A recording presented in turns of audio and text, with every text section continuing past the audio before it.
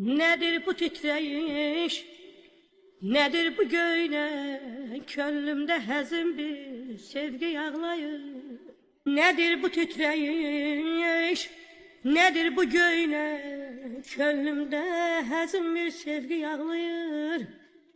Dayanıp varal tek boynum bükerem. Könlümde həzin bir sevgi yağlayır.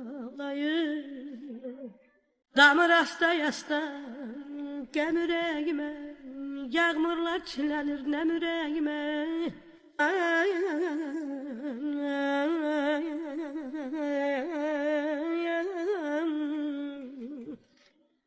Yazıklar sevgisi kəm ürəyimə, könlümdə həzin bir sevgi yağlayır bana.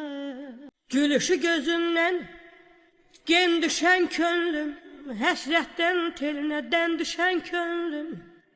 Gülüşü gözündən gen düşən könlüm, həsrətdən telinə dən düşən könlüm. İndi yağları qalıb mənim şən könlüm, könlümdə həzin bir sevgi yağlayır.